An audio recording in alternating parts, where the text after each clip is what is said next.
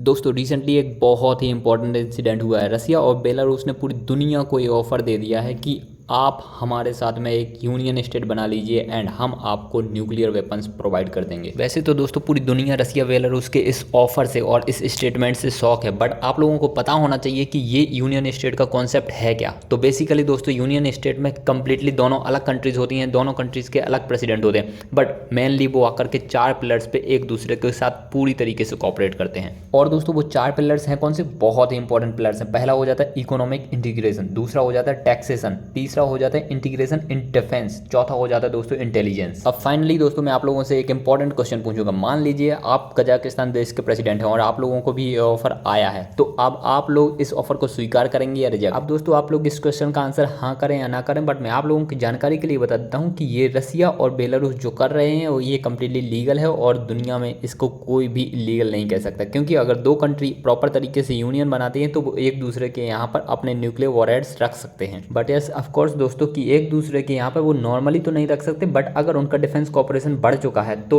एक दूसरे के यहाँ पर वो डेफिनेटली न्यूक्लियर वॉरहेड्स रख सकते हैं और इसी लूप होल का फायदा पूरी दुनिया उठा सकती है। अब दोस्तों पूरी दुनिया इसका फायदा अभी उठाए या ना उठाए, बट ये यूनियन स्टेट का जो कॉन्सेप्ट है ये डेफिनेटली पूरी दुनिया में फैलने वाला है और इंडिया से भी बहुत सारे छोटे छोटे कंट्रीज यूनियन स्टेट बनाना चाहेंगे। चाइना ने तो ऑलरेडी स्टार्ट कर दिया है कि चाइना अपने छोटे बड़े जो फ्रेंडली कंट्रीज हैं उनके साथ में यूनियन स्टेट बनाएगी। और दोस्तों अब मैं आप लोगों को बहुत ज़्यादा देर के लिए टेंशन में नहीं डालूंगा। जो मैंने वीडियो के बीच में क्वेश्चन पूछा था कि कजाकिस्तान का अगर प्रेसिडेंट आप लोगों को बना दिया जाए और आप लोगों के पास भी यही ऑफर आए तो आप लोग इसको एक्सेप्ट करेंगे या फिर नहीं? तो एक्चुअली में दोस्तों ये ऑफर कजाकिस्तान के पास क्लियरली गया है और कजाकिस्तान के प्रेसिडेंट से जब ये पूछा गया तो उन्होंने कहा व्हाट अ जोक। लिटरली दोस्तों उन्होंने बिल्कुल इन्हीं शब्दों का यूज किया क्योंकि वो न्यूक्लियर प्रोलिफरेशन ट्रीटी का भी पार्ट है and nuclear test ban treaty का भी पार्ट है। अब दोस्तों आप लोग ये भी कह सकते हैं कि कजाकिस्तान थोड़ा ज़्यादा ही कॉन्फिडेंट नहीं है। अगर किसी कंट्री के पास न्यूक्लियर वेपन्स आ जाते हैं तो और भी बेहतर है ना, उस कंट्री की सेफ्टी सिक्योर हो जाएगी। बट दोस्तों सबसे इंपॉर्टेंट बात ये आ जाती है कि अब दुनिया बिल्कुल रसिया को सीरियसली नहीं ले रही है, क्योंकि वो रसिया को इस तरीके से देखते हैं कि रसिया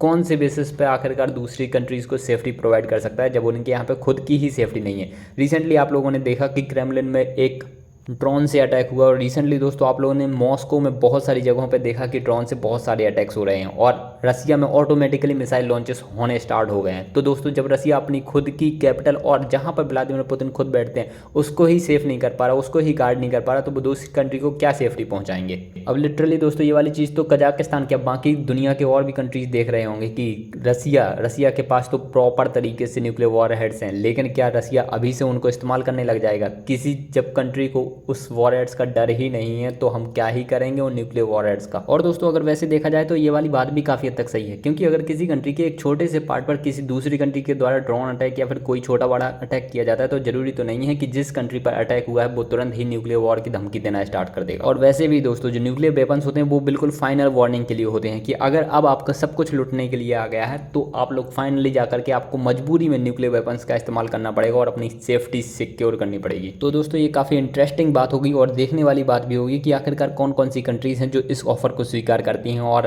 रसिया या फिर बेलारूस के साथ में यूनियन स्टेट बनाती हैं। और वैसे दोस्तों अगर आप वीडियो में यहाँ तक पहुँचे गए हैं तो यार चैनल को सब्सक्राइब करना बिल्कुल मिस मत कीजिएगा, क्योंकि आप लोगों के सपोर्ट की बहुत ज़्यादा जरूरत होती है, तभी चैनल लगातार आगे बढ़ पाता है। तो चैनल को सब्सक्राइब जरूर कर दीजिए, साथ ही साथ नोटिफिकेशन बेल को भी ऑल पर प्रेस कर दीजिए ताकि हमारे अगले आने वाले वीडियोज़ के नोटिफिकेशन आप लोगों से मिस ना हो।